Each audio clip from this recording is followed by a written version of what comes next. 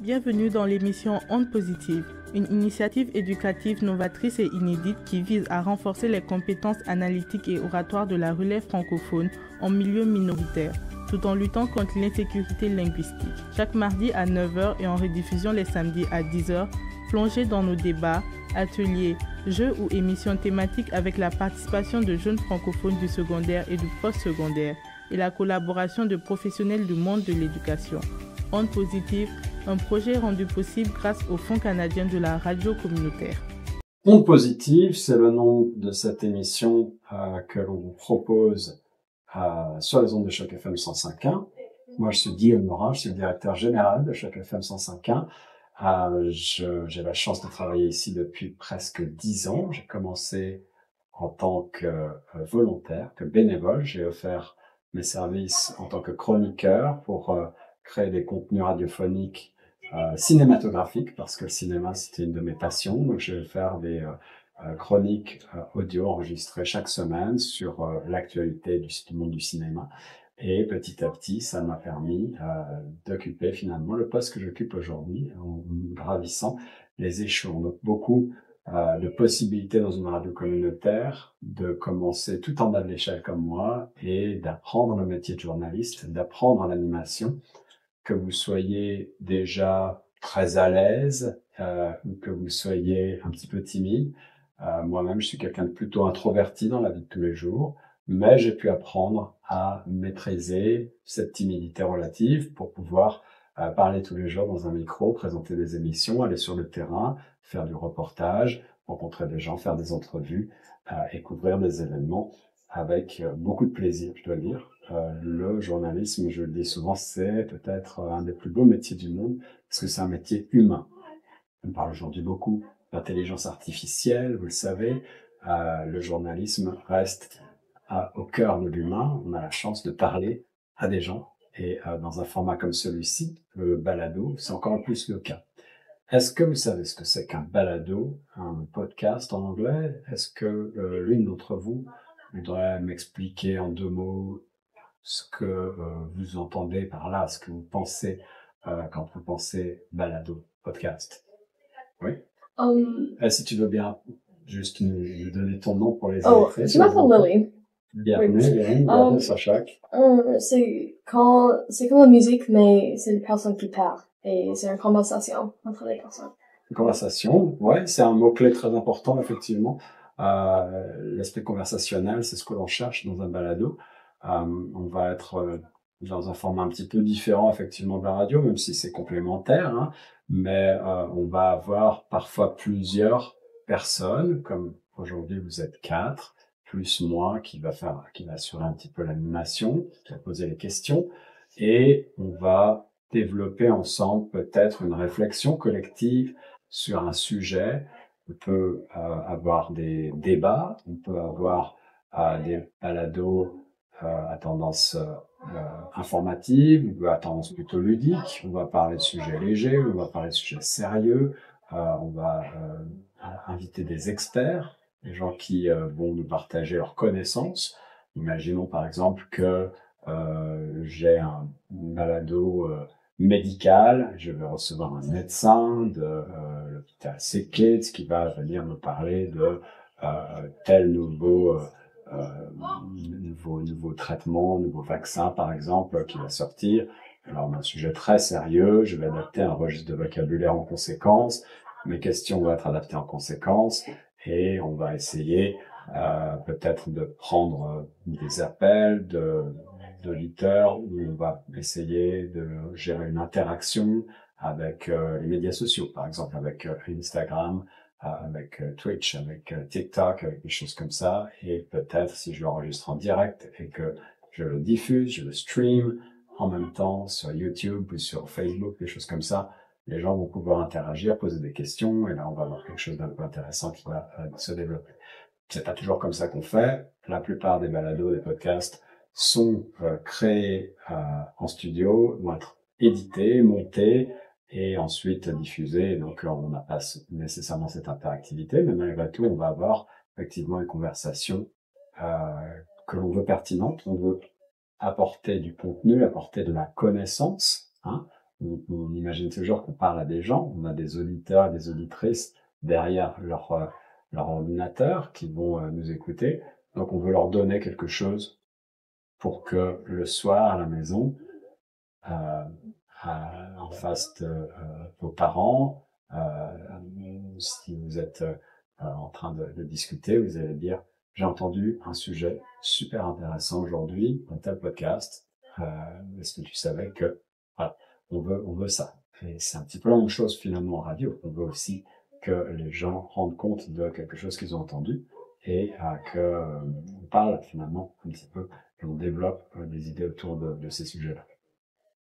Est-ce que vous avez déjà écouté des balados, des podcasts? Un peu. Ouais, ouais. Est-ce que tu veux nous dire ton nom et... Je m'appelle Izzy. Et pas beaucoup, mais on a passé comme en école, on a fait des podcasts pour comme des classes de français et choses comme ça. D'accord. Ok. Alors, donc vous avez fait un exercice de podcast? Oui, je pense pour français en 7e année, Ouais. on a fait des podcasts. Ok. Sur quel sujet? La littérature peut-être? C'était sûr comme n'importe quoi, comme il y avait des différents sujets comme chaque jour. Ouais. Est-ce que vous connaissez le nom de podcasters célèbres, comme on dit en anglais, de gens qui font ça depuis longtemps, qui sont suivis, qui sont aujourd'hui, on parle de millions et de millions de vues, d'écoutes sur des contenus qui sont créés par des gens individuels dans un tout petit studio comme on est ici, avec simplement quelques micros et parfois la composante aussi vidéo, pas toujours d'ailleurs. Le balado à l'origine c'est un médium uniquement audio, hein, donc on a toujours 2 micros au minimum et puis voilà un host, comme on dit en anglais, quelqu'un qui va diriger le podcast, et puis un invité. Ça peut être aussi simple que ça. Moi, j'écoute quelqu'un qui s'appelle Mark Maron, qui est un comédien américain, qui fait un podcast depuis le milieu des années 2000, je crois. Donc, c'est un des premiers, des pionniers en la matière. C'est un comique, un stand-up comedian à l'origine, qui fait ça très bien et qui dirige des interviews de personnalités plus ou moins connu, souvent très connu. Hein. Il a même eu l'occasion d'intervenir, d'inviter Barack Obama lorsqu'il était encore président américain. Donc, vous voyez, on peut avoir des invités de grand prestige, et puis des actrices, des acteurs, des réalisateurs, des musiciens de renom international.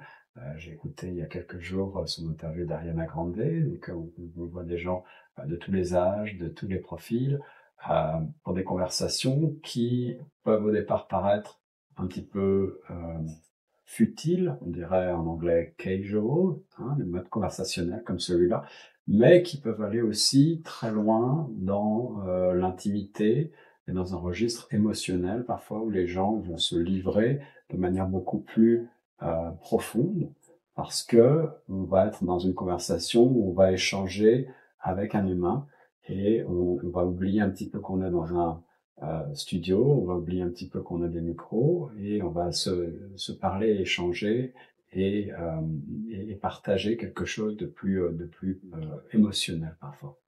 C'est pas toujours le cas. Il y a des gens qui sont invités dans des podcasts pour faire de la promotion de leur dernier livre, de leur dernier film, etc., etc. Mais parfois on peut avoir des moments comme ça très beaux de balado, de podcast qui sont aussi recherchés en journalisme sur la radio, mais qui sont beaucoup plus difficiles à obtenir parce que effectivement le temps radiophonique est plus court. On a, en règle générale, lorsque l'on fait une émission, une feuille de route très précise, on sait où on va, et on n'a pas la possibilité de laisser la conversation couler comme ça. Alors maintenant que j'ai fait cette longue introduction et que j'ai beaucoup parlé, je vais vous laisser aussi un petit peu la parole et l'occasion d'échanger entre vous et avec moi. Et pour ça, je vais vous proposer peut-être un certain nombre de sujets, de thèmes que vous allez voir, vous allez être en mesure certainement de maîtriser très bien. Il n'y a pas de mauvaise réponse. Hein. J'ai des questions sur la littérature et l'imaginaire, par exemple, ou des questions sur la science et l'environnement, la musique et les arts, avec vos collègues, on a parlé de cinéma et de séries, donc on va en reparler un petit peu, ou encore de technologie numérique, d'économie et de monde du travail, de société et de culture. Est-ce que il y a un thème qui vous plairait davantage, ou est-ce que vous-même vous voudriez échanger sur une actualité, sur quelque chose qui vous tient à cœur là? Est-ce que vous avez un sujet de départ, et on va voir ensuite où ça nous mène. Je pense la musique. La musique? Oui, Ah oui, la musique adoucit les mœurs, et la musique est très certainement quelque chose qu'on partage tous et toutes.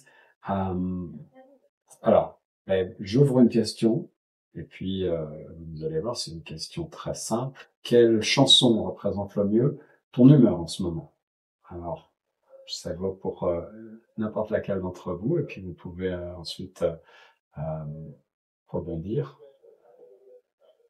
Ouais. Qui veut prendre la parole?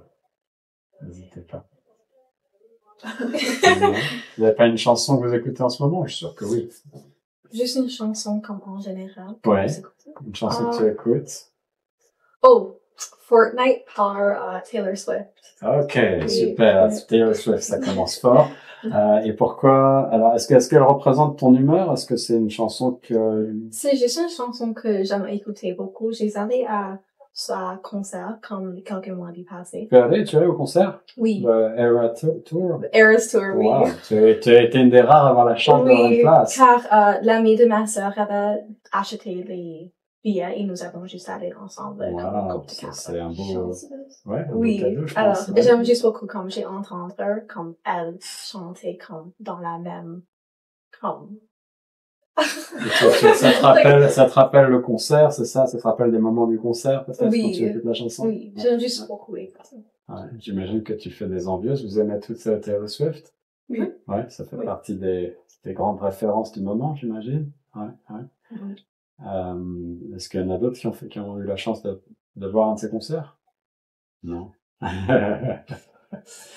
Ouais. Qu'est-ce que tu retiens du concert? Est-ce que ça valait vraiment le coup? C'était beau? Oui, c'était un jour très très long, comme nous avons partir de ma maison comme je pense like 2h30 et ensuite comme nous avons pas retourné dans le matin car c'était un concert de environ je pense 3h30 Ouais. car elle avait joué comme les chansons la plus populaires de chaque album. 3h30 de concert. Oui, Wow. c'était Il y avait une beau. première partie, il y avait aussi Il n'y a pas de artiste? pause du tout. C'était juste comme une chanson après l'autre. Incroyable. Oui. Et on dit que c'est aussi une bête de scène. Elle est très bonne sur scène. Elle a une présence scénique, une danse, une manière de tenir sa guitare, etc., qui galvanise les foules. Hein. Mhm. Ouais, ouais.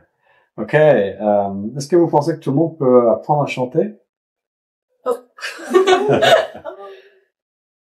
Oui. Ouais. Si, Ouais. si tu prends comme du temps pour faire des pratiques. Ouais, Oui. ouais. Il y a pas besoin d'avoir un don particulier. On dit parfois qu'il faut maîtriser le solfège, il faut connaître les notes de musique, il faut avoir un ton juste. C'est pas forcément facile. Mais vous pensez que ça s'apprend? Tout le monde peut apprendre s'il veut. Comme s'il passe assez de temps pour apprendre toutes les différentes techniques. Je pense que tout le monde peut chanter. Ah, j'aime ça. C'est un message positif. Ça fait plaisir. Vous chantez, vous chantez sous la douche, vous chantez en public. Non, Vous vous sentiriez de chanter en Oh, non. public? Non, c'est quelque chose d'un peu difficile de chanter en public devant des gens comme ça. C'est peut-être justement montrer une partie de soi très intime, la voix. On s'en rend pas compte quand on fait un podcast comme celui-ci parce que on parle, on discute, mais si je me mets à chanter, il y a une partie de moi qui est très vulnérable parce qu'effectivement, est-ce que je vais chanter juste? Est-ce que je vais atteindre la bonne note? Est-ce que ça va plaire? Est-ce que l'émotion va passer? Est-ce que les gens ne vont pas se moquer de moi? Ouais, il y a beaucoup de questions qui arrivent quand on se met à chanter en public. Mais en même temps, il y a une grande joie, une grande source de plaisir pour ceux qui le font bien. Je sais que ça peut être aussi quelque chose d'assez libérateur. Est-ce que, si vous pouviez être un instrument de musique, lequel seriez-vous et pourquoi? Nous trois, on était dans comme les bandes, comme le Comme une ensemble. oui, à Ah l'école. oui? Ah. Alors, ils ont joué La flûte. La flûte, ok. Donc, musique classique plutôt? Plutôt, oui. On ne joue pas encore cette année car je n'étais pas trop bonne. Mais si je pouvais comme jouer et vraiment comme être l'instrument, je pense que je vais choisir la flûte. La flûte, parce que c'est ce que tu maîtrises le mieux pour l'instant. Oui. Ok, ok. Et pour vous quatre, vous trois autres, c'est la même chose ou un autre instrument? C'est quoi l'instrument qui fait rêver les jeunes aujourd'hui? Parce que moi, à mon époque, c'était la guitare, clairement. Il fallait maîtriser la guitare, c'était l'instrument de choix. Mais on parle de musique rock, folk, des choses comme ça. Ensuite, il y a eu beaucoup d'autres instruments, des instruments numériques, des claviers. Aujourd'hui, on peut faire de la musique sans maîtriser l'instrument. Je joue au saxophone, mais si je pouvais, je pense que je veux faire du piano parce que quand j'entends des personnes qui peuvent jouer du piano, c'est comme je veux avoir l'habilité de ça fait parce que c'est trop belle. Ah, je comprends. Il y a comme un frisson là, que l'on ressent parfois quand on voit les gens bien jouer du piano. Oui. C'est ça aussi. J'ai toujours voulu et j'ai jamais réussi. Mais saxophone, c'est difficile aussi, hein. Le saxophone n'est pas. C'est pas trop difficile quand tu peux quand tu pratiques, c'est d'accord. Quand tu joues un saxophone, tu peux comme jouer tout.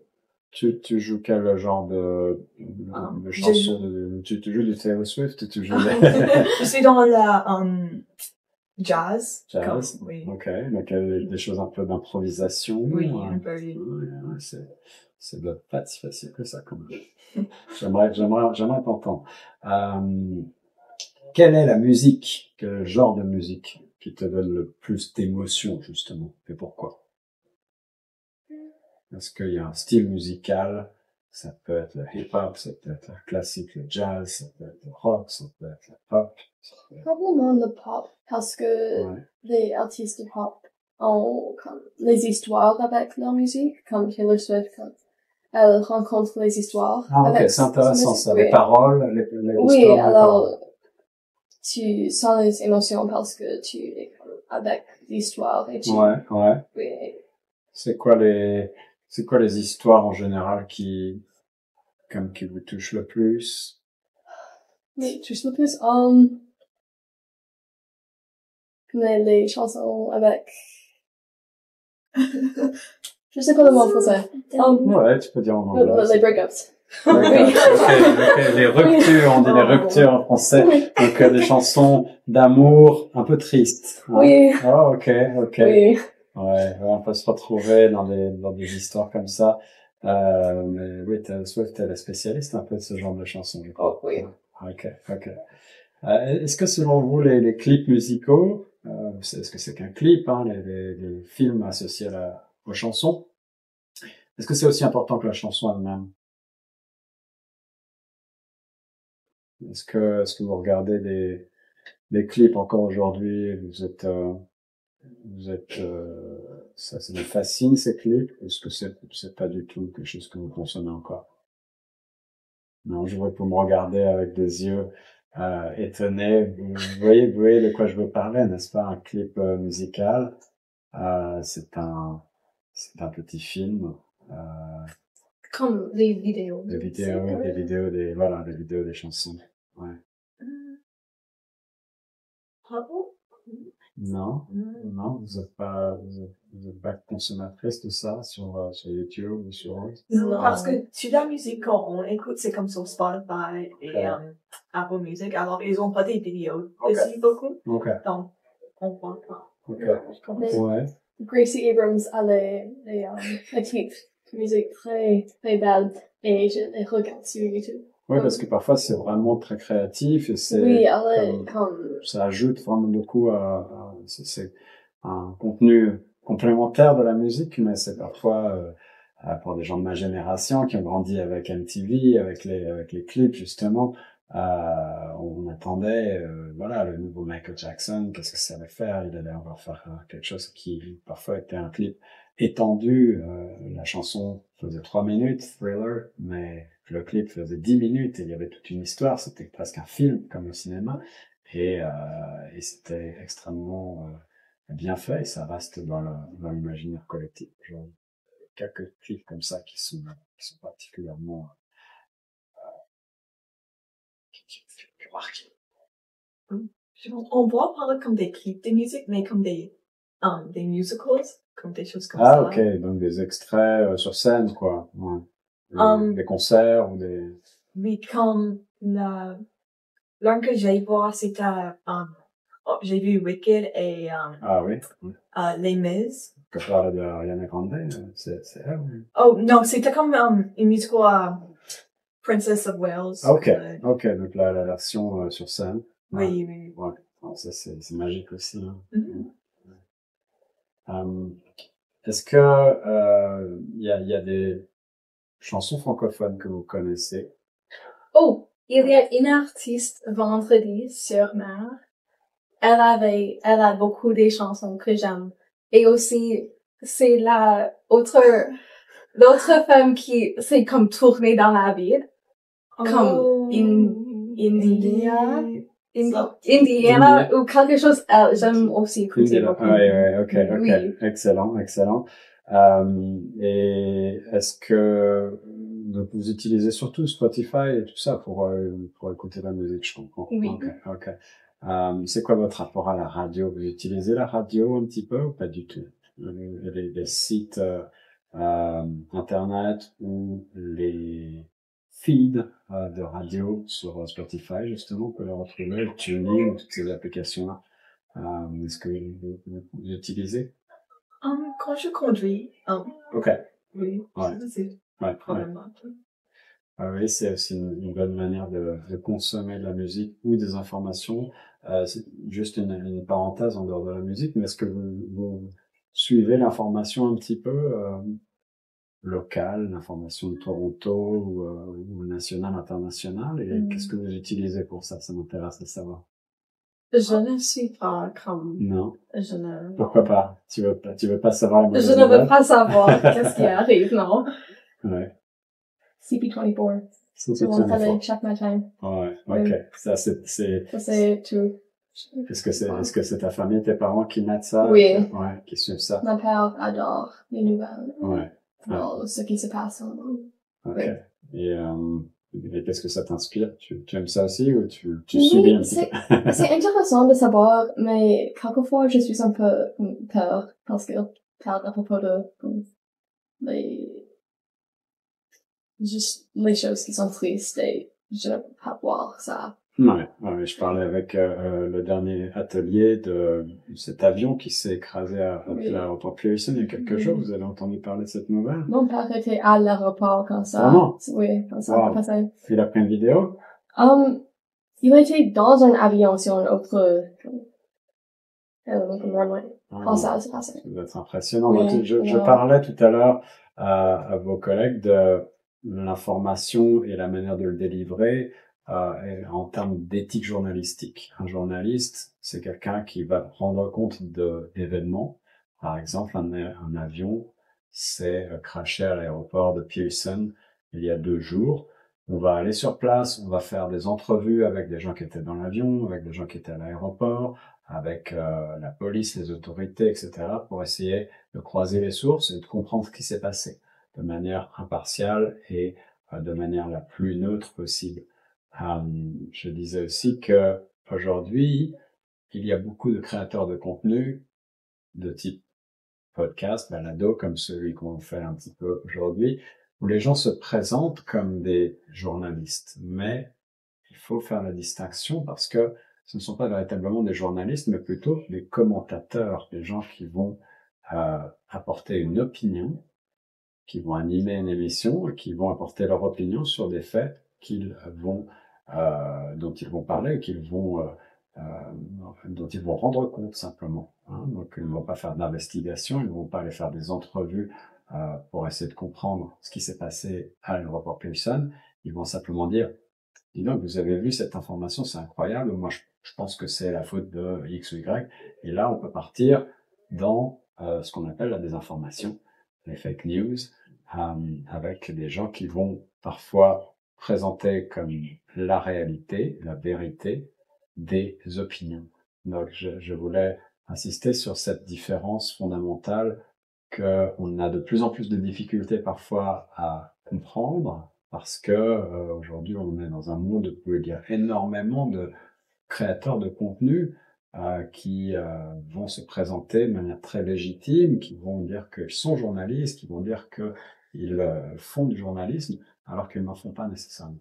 Donc faites attention à qui vous suivez, qui vous écoutez, et vérifier, croiser les sources et essayer de faire confiance à des médias dont c'est le métier. Tu as cité CP24 qui est un média d'information de renom, hein, ce qu'on appelle du hard news en anglais.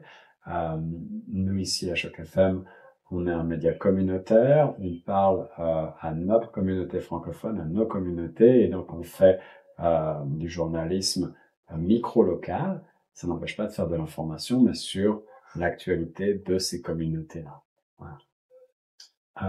Est-ce que vous avez des questions? Est-ce que vous voulez rajouter quelque chose sur cette partie-là, sur la partie podcast, sur la manière dont on peut mener à bien un balado comme celui-là?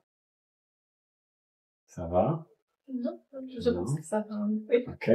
Alors, quelques petits conseils pratiques pour la prise de parole et l'art oratoire à la radio, comme en balado, comme dans n'importe quel exercice où vous allez prendre la parole à l'oral. Je vous conseille toujours d'abord d'essayer de vous tenir droit, d'avoir le plexus solaire bien ouvert, c'est ici que ça se passe, c'est de pas être tout engoncé. Et peut-être que vous en êtes rendu compte, mais j'essaie de parler avec le sourire. C'est quelque chose qui est très amusant et dont on ne se rend pas forcément compte, mais parler avec le sourire, cela s'entend à l'oral. C'est-à-dire que quelqu'un qui va vous écouter va être plus attentif, va être plus engagé si vous souriez parce que le contenu est plus plaisant que si vous êtes un petit peu triste, vous faites la tête là. On ne va pas avoir forcément envie de suivre de la même manière ce que vous dites. On va essayer toujours de parler de manière assez claire et peut-être que vous vous en êtes rendu compte également.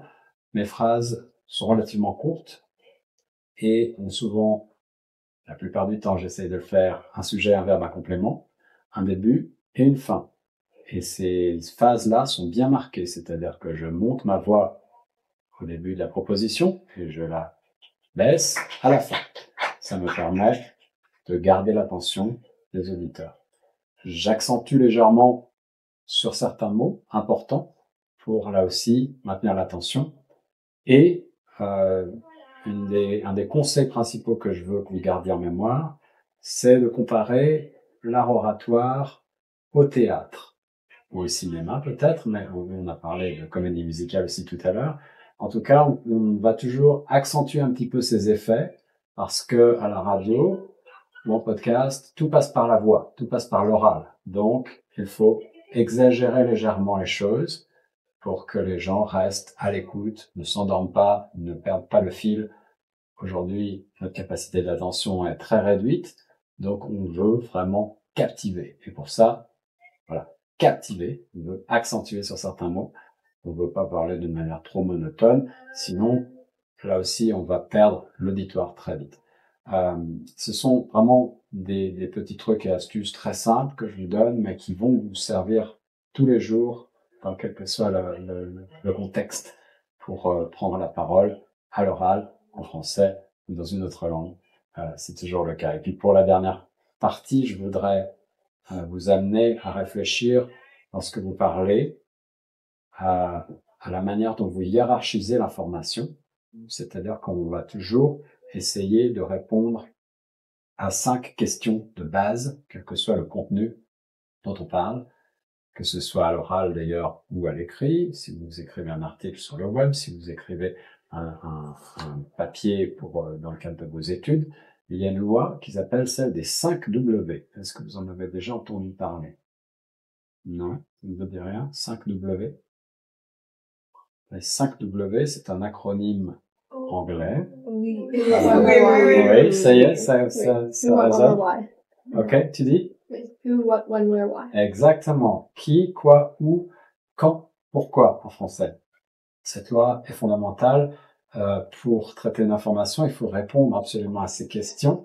Ça peut être dans une proposition extrêmement courte, mais vous devez absolument ne pas laisser de côté la réponse à une de ces questions. C'est ce qui va vous permettre de ne pas passer à côté du sujet. Et puis, quel que soit le travail que vous effectuez, surtout si c'est à l'oral, la gageure, le mot-clé, c'est la préparation. Soyez préparés, ayez des notes, ayez des connaissances précises sur la personne ou les personnes que vous allez avoir en face de vous, sur le sujet que vous allez traiter, de manière à être tout terrain et être capable d'improviser, quelles que soient les circonstances.